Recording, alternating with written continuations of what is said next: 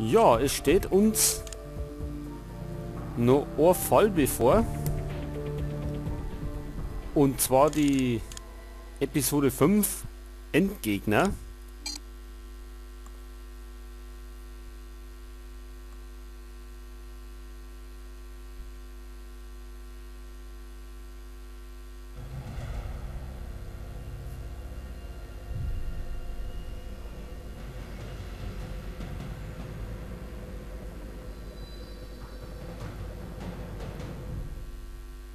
Hello there, Professor.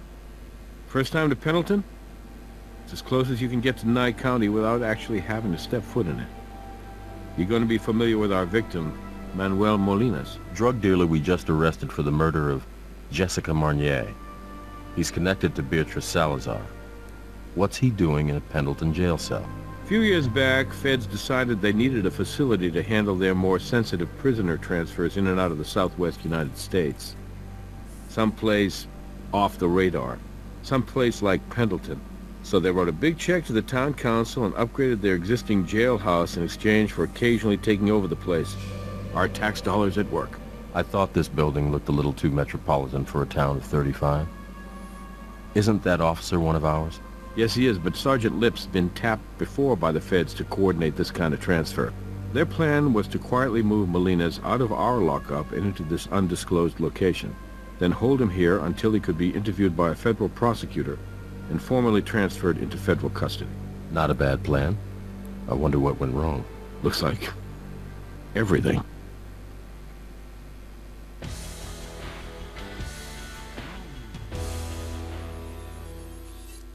Okay, I don't need to tell you. This is now priority number one. Molinas' transfer was on a need-to-know basis. The first I heard of it, the sheriff and the deputy director of the FBI had me on the speakerphone, screaming that somebody dropped the ball. So I got my ass out of there and secured the scene. Is Agent Huntby still missing? Yes.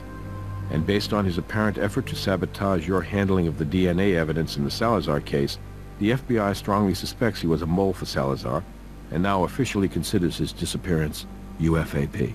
Unlawful flight to avoid prosecution, meaning he's a fugitive, and very likely a suspect in this homicide. Sergeant Lip should consider himself a very lucky man. Whoever broke in here to silence Molinas wouldn't have wanted to leave a living witness. We'll need to get a full statement from him. Okay, und diesmal ist da der Molinas erschossen worden. Ja, wir haben den mal als Kollege da hier an Lawrence Fishburne. Okay, dann würde ich sagen, befragen wir wie immer erst einmal den Zeugen. Hey, Sergeant Lip, I'm Ray Langston. My partner and I are with the Las Vegas Crime Lab. Yeah, great. But please, call me Tim. This is just a spectacular screw-up. That's a pretty serious head wound you have there, Tim. Looks like you lost quite a bit of blood. You might want to get that looked at right away. You know, it must look a lot worse than it feels right now. Honestly, I feel okay. And if you don't mind, I'd like to stay here as long as you might need me. Genehmigt. No, I didn't. Whatever it was, knocked me out in one hit. Mr. Molinas was here awaiting his interview and formal transfer into federal custody. I'd say approximately an hour before the federal authorities were scheduled to arrive, around maybe 8 p.m. or thereabouts. This tall, and if I remember correctly, Hispanic male, wearing a suit, he enters the facility and presents FBI credentials. I turned around to reach for the paperwork, and bam! That's the last thing I remember. I woke up behind the desk here, and then I went to check on the condition of the prisoner. I observed that he'd been shot multiple times, and that he was dead. What did you do next? I called it in, tended to my head injury as best I could, and just waited for you guys to show up. You didn't observe any further sign of the shooter, or whether he had an accomplice? I didn't see anything. He was long gone, or they were gone. I don't know if he had help. Unfortunately, the assailant disabled our surveillance. He smashed the recording unit to pieces. What's left of that DVR over there. I don't remember the name on the identification. I'm sorry. I thought I got a really good look at it too, because I didn't recognize it, fella, but it's all real foggy to me right now. I understand that this kind of prisoner transfer is on a need-to-know basis, but is it standard operating procedure to post a single guard? No, it isn't. But in this case, it was necessary because, well, you might find this a little hard to believe, but our budget's been cut pretty radically, so the truth is, we couldn't afford to assign an additional officer. We were definitely whistling through the graveyard, I know that now, hoping we could get away with this one, but we were wrong. Who made the final decision that you alone would transport and protect Mr. Molines? I did, actually. The sheriff ordered the prisoner transfer, but I'm the sergeant in charge of operational command. That means duty assignments, tactical protocols, and budget outlays. I was the one who evaluated our risk assessment on this one, and I was wrong. Dead wrong. We all make mistakes, Tim. Yeah. Only this mistake cost a man his life, Mr. Langston. When federal authorities need the building, the sheriff and his deputy actually work out of his house. Can you believe that? There's just not much crime here in Pendleton. Not much of anything here, really. From what I remember, he was tall, approximately 6'1", Hispanic male, between 200 and 225 pounds, clean cut. I mean, I don't think he would have caught me off guard if he hadn't looked like a federal prosecutor or FBI agent. Nope.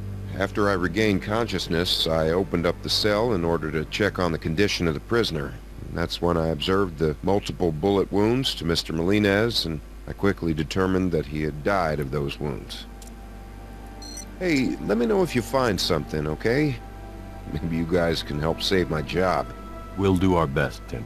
Now, if you don't mind, I'm also a doctor, so I'd like to take a look at your head wound there. Yeah, okay. Good news here is you're going to live, but you're going to need stitches. So now that you've given us your statement, Tim, I am not taking no for an answer. We're going to get you to the hospital. Okay, I understand.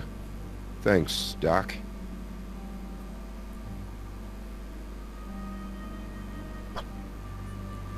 Okay, also.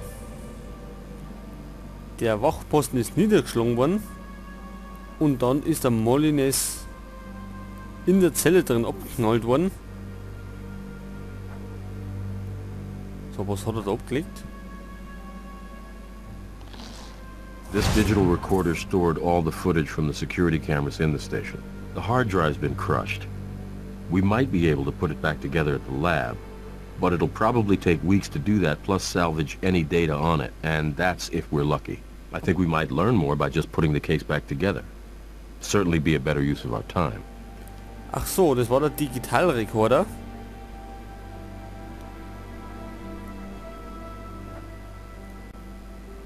Und da haben wir... That's the rag Sergeant Lip applied to his head to staunch the bleeding. Ja, das Blut vom Sergeant Lip. Von dem haben wir auf jeden Fall jetzt schon mal seine DNA.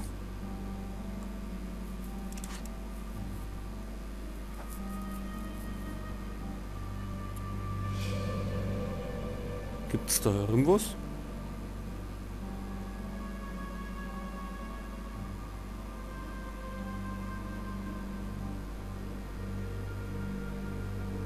Anscheinend nix. Und bei den Tasten da? Auch nicht. Okay, dann werden wir uns mal da umschauen. Da hätten wir zu einem halt die Tatwaffen. Looks like a small caliber automatic. A 22, maybe a 25. From what I've observed of the victim's wounds, this could be our murder weapon, but I'm letting myself get ahead of the evidence, aren't I? Let's see what Doc Robbins has to tell us at autopsy.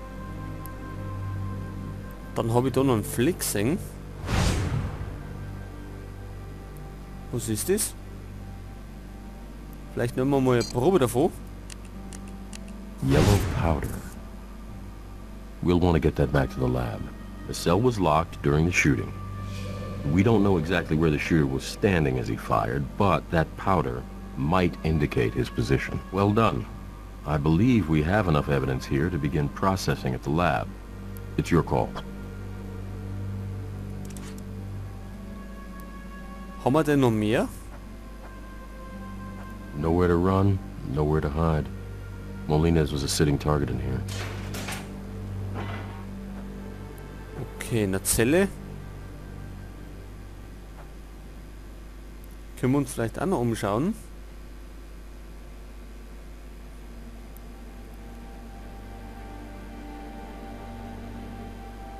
Aber da scheint es nichts zu geben.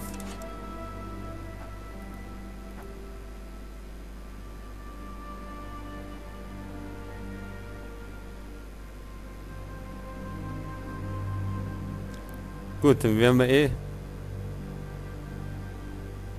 in der Leichenhalle untersuchen. Also zumindest Doc Robbins macht das. Und da werden wir jetzt einmal hingehen, oder? Na, wir gehen ins Labor. I'll call the coroner to pick up the body. We need to get a reference sample of the ammunition fired by this pistol to compare against the slugs found in the victim. Pistol fires .22 caliber long rifle cartridges. Unfortunately, not a particularly unique type of ammunition. It's a favorite among amateur hunters as well as professional assassins. Okay, jetzt schauen wir uns einmal die Beweise an.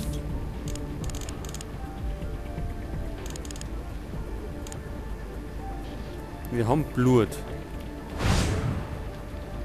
Dann nehmen wir uns gleich mal einen Abstrich. Since he left it for us, I'm sure Sergeant Lip wouldn't mind if we processed the sample of his DNA. Man weiß ja nie. Dann haben wir die womögliche Tatwaffen. Und da haben wir ebenfalls Blut drauf.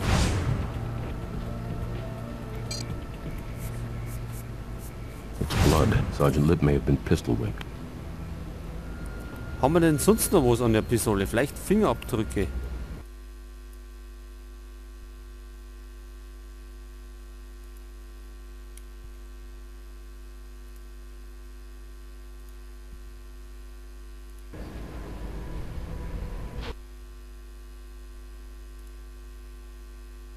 Okay, wir sind schon wieder zurück, denn uns ist gerade das Game abgeschmiert und wir waren bei den Beweise. Und zwar haben wir da eine Probe genommen. Since he left it for us, I'm sure Sergeant Lip wouldn't mind if we processed the sample of his DNA. Naja, ihr wisst ja, wie das ist. Kann ja schnell mal passieren, dass das Spiel abschmiert. Aber das macht gar nichts. So, dann wollten wir von der Pistole auch eine Probe nehmen. It's blood. Sergeant Lip may have been pistol whipped. So, haben wir denn Fingerabdrücke? Außer der Täter hat Handschuhe getragen. Dann findet man keine, aber da haben wir was. Ach so. It's a fragment of some kind. It looks like it got wedged in the slide. Whatever it is, it's underneath the blood, which means it was there before the blood was. Ach so, da war noch was anderes. Aber Fingerabdrücke haben wir jetzt keine, ne? Da am Abzug nicht. Was haben wir da gefunden? Einen Splitter. Okay.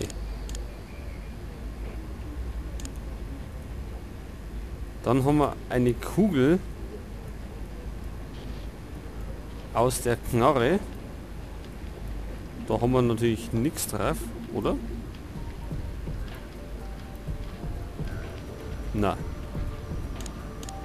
Dann haben wir eigentlich, wenn es untersucht, den müssen wir noch zusammenbauen. Fingerabdrücke hat jetzt nicht zum Beispiel, oder?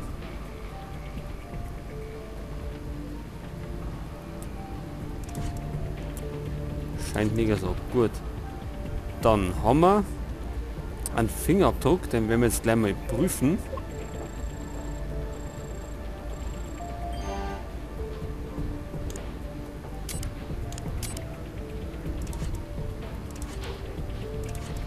Oder haben wir keinen?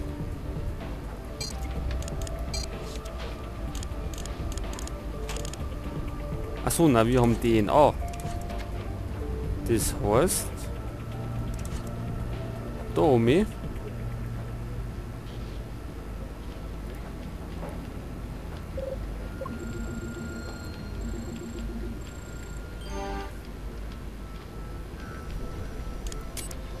Okay, schauen wir mal, was die DNA sagt. Von Sergeant Lip.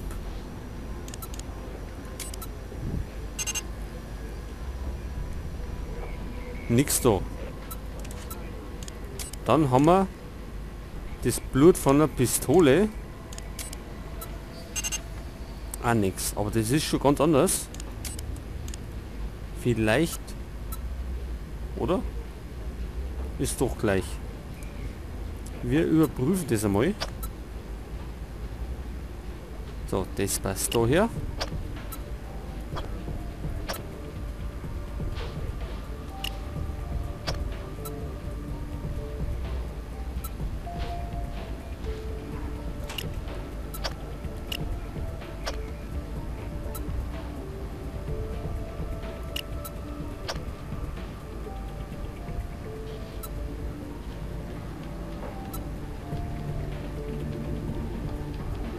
Aber das passt nirgends hier, oder?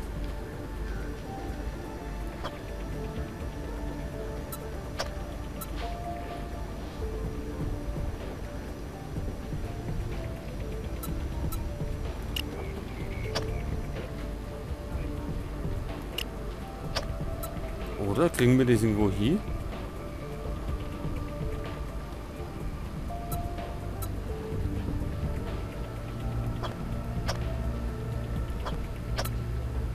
Nehmen wir das da hier dann.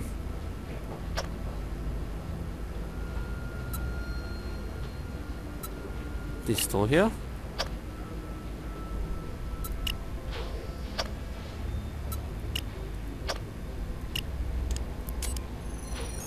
Blood on the gun here is Sergeant Lip's, which means it was definitely used to strike him in the head. Okay, also es ist das Blut vom Sergeant Lip, weil er damit niedergeschlagen worden ist. Und dann überprüfen wir mal das gelbe Pulver.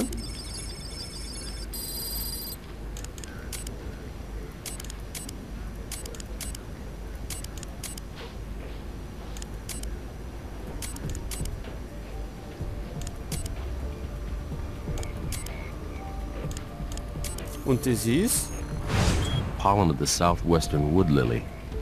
This flower is native to Nevada, but it's rare. das sind Pollen von der Waldlilie. Wo ist dann die da?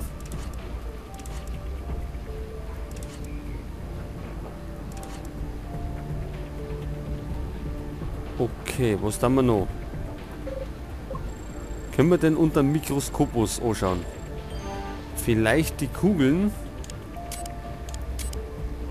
von der Knarre. Und da können wir nichts vergessen. Vielleicht erst später erst.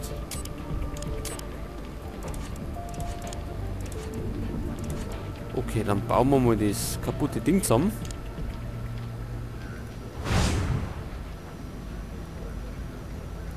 Was können wir mit der Knarre machen?